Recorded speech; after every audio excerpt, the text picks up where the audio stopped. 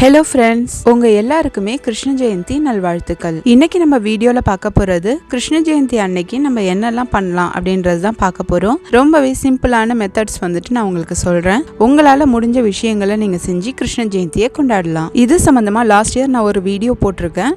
உங்களுக்கு கிருஷ்ணரோட பாதம் எப்படி போடுறது அந்த டீட்டெயில்ஸ்லாம் தேவை அப்படின்னா கண்டிப்பாக அந்த வீடியோவையும் போய் பாருங்கள். லிங்க் நான் வந்து கீழே கொடுக்குறேன். இந்த வீடியோவில் நான் கிருஷ்ண ஜெயந்தி அன்னைக்கு நம்ம எதெல்லாம் செய்யணுங்கிறத சுருக்கமாக சொல்லியிருக்கேன். இந்த வீடியோ பார்த்தீங்கனாலே உங்களுக்கு ஒரு ஐடியா கிடைக்கும் நம்ம எதெல்லாம் வச்சு படைக்கலாம் அப்படின்றது.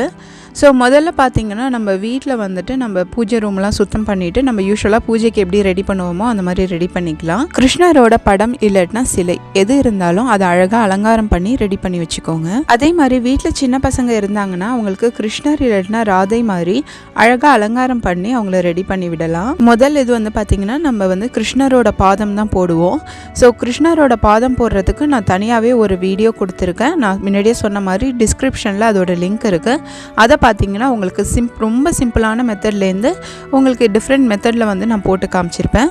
அது மட்டும் இல்லாமல் அதுக்கு எப்படி வந்துட்டு நம்ம மாவு ரெடி பண்ணணும் அப்படின்றதுமே காமிச்சிருக்கேன். நெக்ஸ்ட்டு நம்ம பூஜைக்கு தேவையான பொருட்கள்லாம் ரெடி பண்ணிக்கலாம். பொதுவாக நம்ம வைக்கக்கூடிய பழம், வெத்தலைப்பாக்கு, பூ எல்லாமே இந்த பூஜைக்கு நம்ம வைக்கலாம். நெக்ஸ்ட்டு கிருஷ்ணருக்கு பிடிச்ச பிரசாதம் என்னென்னன்றதை பார்க்கலாம். ரொம்பவே முக்கியமான பொருள்னு பார்த்தீங்கன்னா பால், தயிர், மோர், வெண்ணெய், நெய், அதுக்கப்புறம் அவல். இது எல்லாமே கிருஷ்ணருக்கு ரொம்ப பிடிச்ச பொருள். ஸோ கண்டிப்பாக இதை வந்து வச்சிங்கன்னா ரொம்ப நல்லது. அதுக்கப்புறம் இனிப்பு வகையில் அப்பம், பாயசம், மில்க் ஸ்வீட்ஸு, ரவா லட்டு, மூங்தால் லட்டு இது எல்லாமே வைக்கலாம். காரத்துக்கு பட்டர் முறுக்கு, தட்டடை, உப்பு சீடை, வெள்ளை சீடை இதெல்லாம் வைக்கலாம். இந்த பலகார வகை தான் கிருஷ்ணருக்கு ரொம்ப பிடிக்கும். இது மட்டும் கிடையாது, பால் இல்லாட்டினா நெய்யில் செஞ்ச எல்லா வகையான இனிப்பு மற்றும் கார வகையை நம்ம வச்சு படைக்கலாம். என்னோட சேனலில் ரவா லட்டு, பட்டர் முறுக்கு, பால் மற்றும் நெய்யில் செஞ்ச ரெசிபிஸோட லிங்க் வந்துட்டு உங்களுக்கு நான் டிஸ்கிரிப்ஷன் பாக்ஸில் கொடுக்குறேன். ஸோ உங்களுக்கு எந்த ரெசிபி வேணும் அப்படின்னாலும் நீங்கள் டிஸ்கிரிப்ஷன் பாக்ஸில் போயிட்டு லிங்க் யூஸ் பண்ணி நீங்கள் போய் பார்க்கலாம். இது எல்லாமே வந்துட்டு எதெல்லாம் படைக்கலாம் அப்படிங்கிறதுக்காக உள்ளது. இது எல்லாத்தையுமே நம்ம செய்யணும்னு கிடையாது. நம்மளால முடிஞ்ச சில விஷயங்களை மட்டும் இதில் நம்ம செஞ்சுக்கலாம். பாயசம் பொறுத்த வரைக்கும் அவல் பாயசம் தான் ரொம்பவே விசேஷம். ஸோ முடிஞ்ச வரைக்கும் அவல் பாயசம் செஞ்சு வச்சு படைங்க.